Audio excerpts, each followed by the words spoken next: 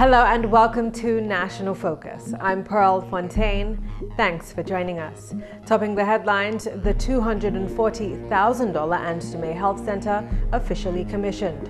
A $3 million water supply system for Benz, Ange and Ansel Dar, and Ross University contributes to a health center in the north. All these stories and more when National Focus returns.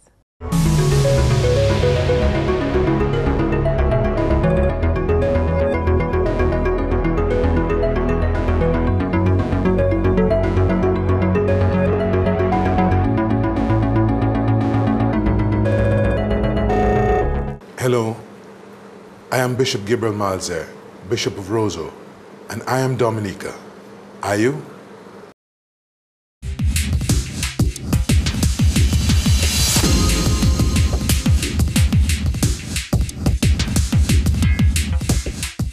Welcome back. Time now for the details of the news. Residents of Benz, Ange and Ansel Dar now have access to improved healthcare services in an enhanced facility. Many turned out on Thursday to witness the official commissioning of the refurbished Ange Health Center. Engineer attached to the Ministry of Health, Julian Baptiste, explained that the construction of the $245,000 facility was a necessity. The old Ange Health Center was in a very bad condition, and some of the materials used in it were asbestos ridden. So we had to demolish it and cut away the material. These conditions, however, are in the past, and patients who require care in this facility can now do so in comfort. We have a casualties / dressing room area, doctor's screening room, a recovery and observation room, and we have also included a covered walkway that is to allow people to access the washroom facilities without getting wet by the elements. We have also included a little walkway between the annex and the main building so that the nurse can move from the annex to the building without having to face the elements. Acting health educator Adora Toussaint, who has been a primary care nurse for the past 27 years in the district, says the enhanced facility will add value to the range of services offered to patients.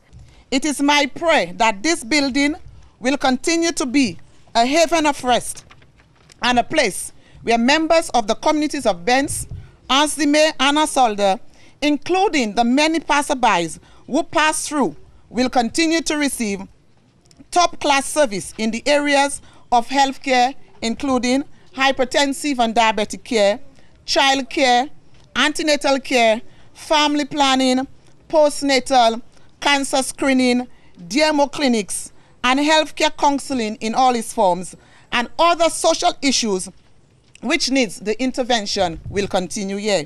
The refurbishment of the Ange Health Center is part of a strategic plan by government to upgrade the island's health facilities. Recently, we have renovated the Kalibishi Health Center in this constituency. We have upgraded the Kulibistri Health Center, Grand Fort, Riviera Cyric, Bellevue, and the Penville, which we were at recently, and Ange. In addition, we have just completed works on the roof of the on the Grand Bay Health Center. Also completed works on the Portsmouth Health Center roof, Portsmouth Hospital, sorry. And as we speak, work on the parking lot and driveway at the La Plaine Health Center is ongoing. Also, in the short term, we intend to renovate the Vagrancy Health Center, the Dubla Health Center, Scotshead Health Center, and of course the Marigot Hospital. You heard the minister recently in the media talking about our plans for the Marigot Health Hospital. And also, when we can sort out our land issues, that is, when we can get an appropriate site in Collyho and in Newtown, we intend to build new health facilities there. Acting Director of Primary Healthcare, Dr. Martin Christmas, described Thursday's commissioning as a milestone in the development of the island's healthcare system.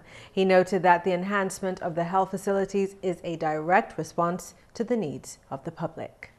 The delivering and accessing of essential health services through this type of project is a direct response to the call of you, the people.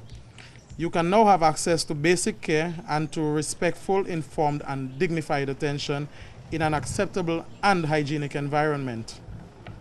No longer will you have healthcare services provided from an old, untherapeutic, as we heard, unsafe with the asbestos-ridden material, which resulted in overcrowding, lack of privacy, poor infection control practices, and of course low staff morale, where patient safety would be duly compromised as well. Parliamentary Representative for the Paybush constituency, Honourable Matthew Walter, reminded residents that the EU-funded health centre is a major achievement for the community. He called on residents of the community to take care of the facility. I think it is the responsibility of every one of you to police this building and to ensure that nobody vandalizes this building, because this building is very important to your health.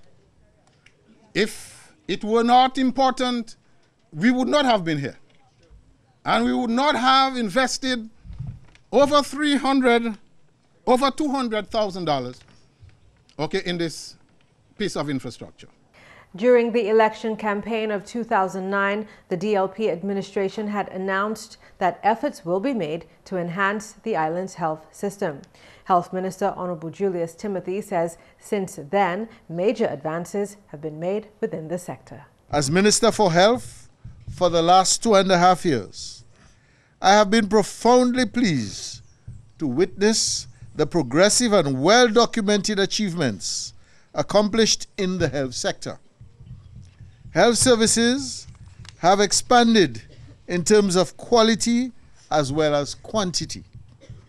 The positive results are verified in terms of the increased number of services provided, new and improved health facilities built, as well as the impact in terms of health status of the population. Based on our health agenda, we can safely say that we have experienced many substantial successes and we are on track for our 2013 goals. Our efforts to address chronic non-communicable diseases have made impressive inroads. He told residents of Anzdeme and surrounding communities that they should not take the commissioning of the new facility for granted. Appreciate it as a gift and ensure that the services are accessed. There is actually no need to bypass your health center and report to the casualty at the Portsmouth Hospital unless you are referred there by your health practitioner. The health center is now better equipped to provide the basic necessities for first-line care, and you should make good use of it. Prime Minister Honourable Roosevelt Skerritt also addressed Thursday's ceremony. He reiterated his government's commitment to improved healthcare of nationals. I give the assurances that this government, as difficult as things may be, will do everything to ensure that we can provide the best medical care for people. And with the advent of the construction of the hospital, we have to ensure that once and for all, we take healthcare services to the next level in this country. And we're committed to that. What we need is that all of us who are involved in the delivery of healthcare services can recognize our greater calling, our greater responsibility, and work for the well-being of our people. Because it doesn't matter who you are, whether you're a doctor, whether you're a prime minister, whether you're a farmer, whether you're a bus driver, you will fall ill one day. And therefore, we have to ensure that we treat people in the manner in which we would like to be treated if one day we are on a hospital bed. During Thursday's ceremony, an award of excellence was presented to Helena Wallace, who has been a nurse practitioner in the district for the past 34 years. Acting health educator Adora Toussaint, who has been a primary care nurse for the last 27 years, also received an award of excellence. There were also musical performances from the Benz Primary School and Asher Thomas. There's a place, so may I find it, where my mission I can feel, be it humble or exalted, may I hold it with a will, and to serve my generation with a heart of love and grace. Help me, Lord, from this time onward, find and occupy my place. Did you ever know that you're my hero? You're everything that I like to be. I would fly higher than an eagle, 'cause you are the wings beneath my wings. In related news, the Ross University School of Medicine has made a contribution towards the health services at the newly refurbished Ansime Health Center. Director of Clinical and Community Affairs of Ross University, Rosanna Emmanuel, made the presentation during Thursday's commissioning. The donations that we give in today, one of them is a basket full with a lot of supplies for pap smears, a lot of disposable speculum, cytology spray, and all the good stuff that the nurse will need here, to ensure that you do not have to send anybody to Portsmouth to do a pap smear. We've provided a lot of paracetamol, ibuprofens, and a whole host of other things that when the patients come here, you do not have to send them to Portsmouth. The items will be here. It's something that we are going to continue to do, nurse to say, because as you know by now, you have mostly all of the equipment and supplies that you need, unless something special comes up and you ask us. So our next role is to ensure that to take away some stress from Mr. Timothy, Minister of Health hands, in ensuring that ibuprofen and simple things like paracetamol and gauze pads, we will provide this. So when you have a shortage, you just call us. The presentation was the university's way of giving back to the community for its support for the university's community clinical program, which began in June 2003. This program allows for our students to gain an early clinical experience in the community where they begin to understand and become familiar with healthcare services in a primary healthcare setting. We utilize 19 clinics in the health districts from Roseau in the south all the way to Marigot in the northeast to carry out this program. This program is under the leadership of Dr. Gerald Grell, who is the Dean for Clinical and Community Affairs, and I, as the director for the program, support him, along with Ms. Keisha Gilbert, who is the coordinator for the program. In order for that to happen, we had to establish a relationship with the Ministry of Health and the university. The relationship, I can describe it as one that is very professional, cordial, and supportive from the Ministry of Health. It is also significant to note that because we use the facilities to carry out this program, we have to give back to the community and to the facility. In other news, over $3 million will be spent on the rehabilitation of the Benz, Ansime, and Ansolda water supply system. Parliamentary representative for the Paybush constituency, Honorable Matthew Walter, said work has already been done and the current administration is committed to its completion in an effort to enhance the lives of residents. We have already invested $1 million, okay, in changing all the pipelines from Ansolda right to the Seventh-day Adventist Church. And the second phase of the project will take on board the building of the intake, okay, the laying of the pipes, okay, to the Seventh-day Adventist Church, and that will cost an additional a lot of money. That's the investment. We are committed to do that. Meantime, Prime Minister Honorable Roosevelt Skerrit explained that that particular project was put on hold to ensure that residents receive an improved system compared to the initial plan. Minister Walter, a member of Parliament, was there about 3 weeks ago talking about the water project. And if we had to go according to what DOASCO sent to us, we would have started the water project. But in an effort to ensure that the people of Benz and Ansime maximize the benefit of the water project, we have to go through the process all over again. So I would have started the water project about 4 weeks ago. but just to ensure that you get the best deal possible, I took a decision to halt the process. 10 secondary school students participated in Discover Dominica's annual Youth Congress with the objective of developing their ability to prepare and present speeches. The competition was held at the Arawak House of Culture on Thursday. What is the impact of vagrancy on tourism?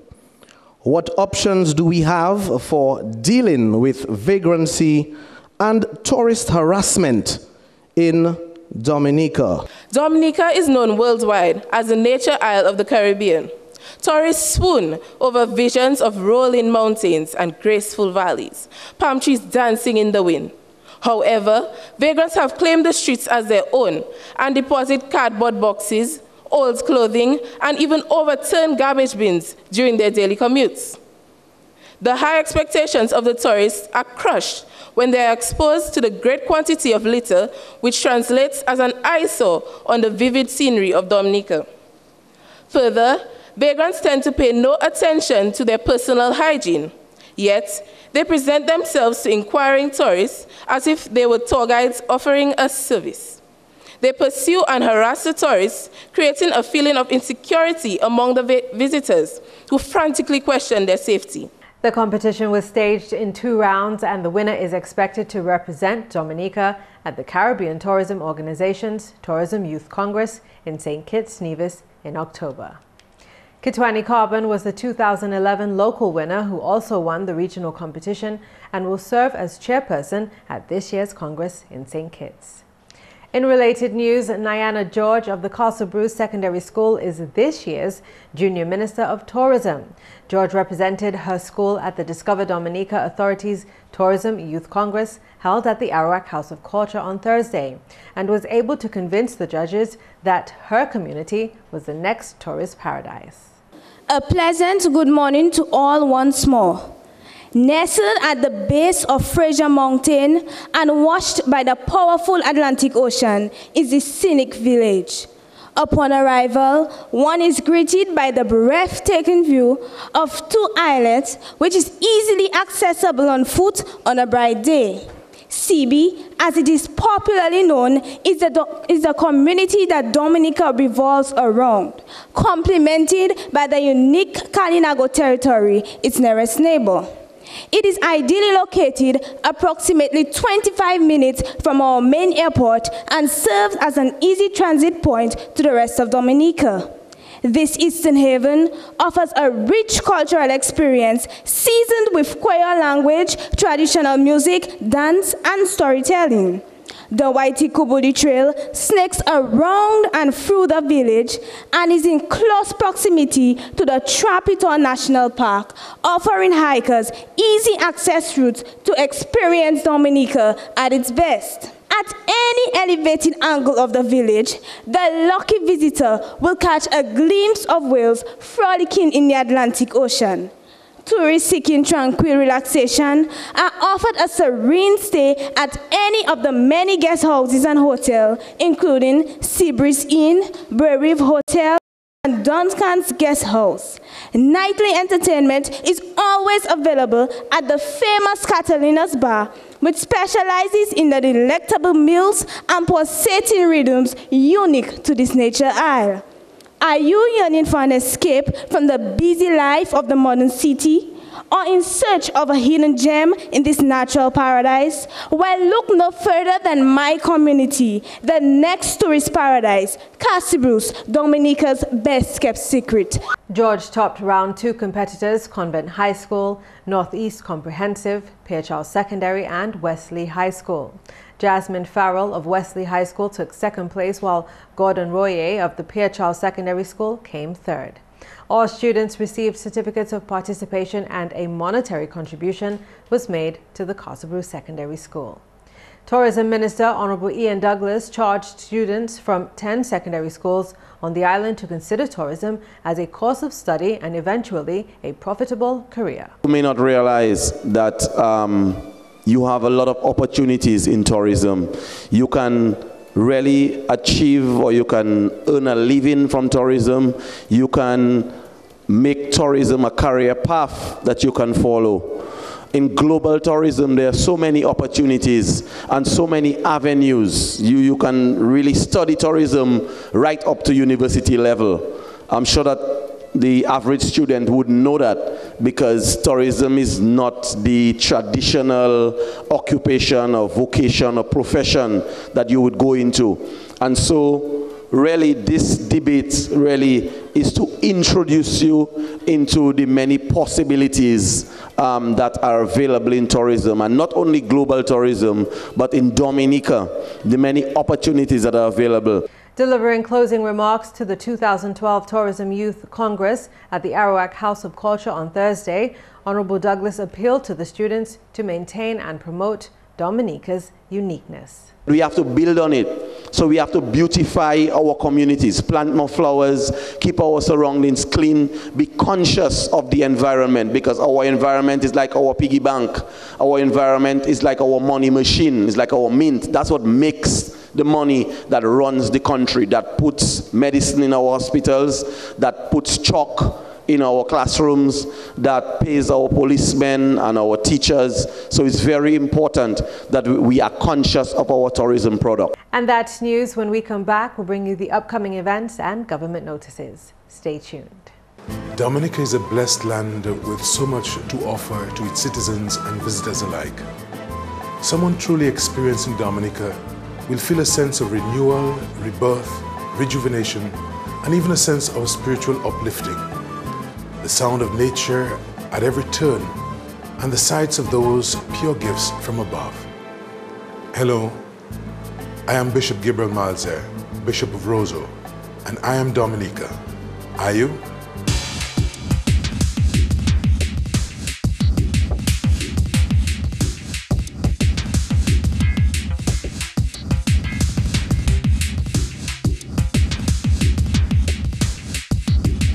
You're watching GIS.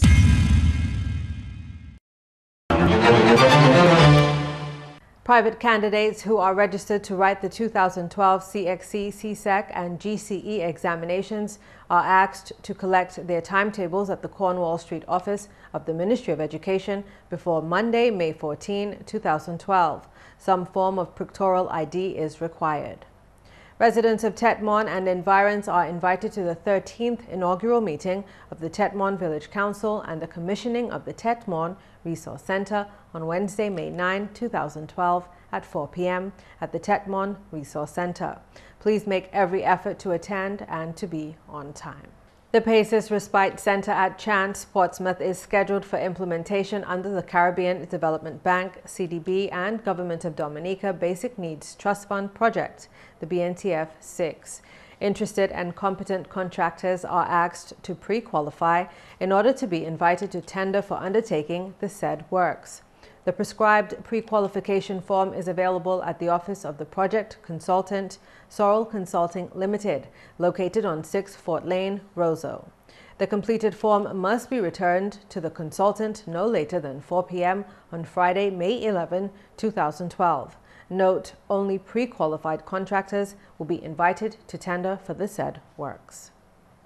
The general public is informed that from May 1, 2012, the Office of the Waitakubuli National Trail Management Unit will no longer be located on Hodges Lane in Roseau.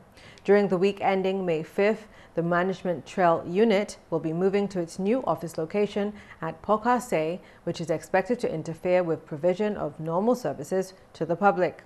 Effective May 8, the Trail Management Unit will resume normal functioning and will operate from the WNT Research and Interpretation Facility, the headquarters for the trail at Pokase. In addition, the Trail Management Unit will also operate a desk at the Forestry Division on Valley Road, Roseau, for ease of contact, liaison to the main office, and dissemination of information. Information about the trail will also be available at the Tourist Information Center on the Bayfront. Up next is the tip of the day. In today's tip, we'll discuss how you can increase your happiness in daily life. Daily life can be made happier. Our attitude determines whether we feel happy or unhappy, so it all boils down to a matter of choice. Endeavor to change the way you look at things. Always look at the bright side. The mind may drag you to think about negativity and difficulties. Don't let it.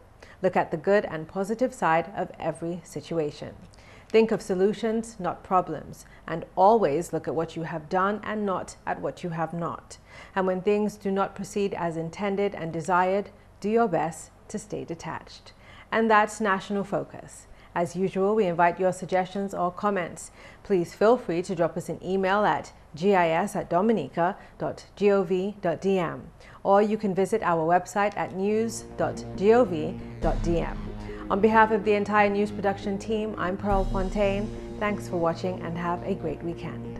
Did you ever know that you're my hero? You're everything that I like to be. I would fly higher than an eagle, 'cause you are the wings beneath my wings.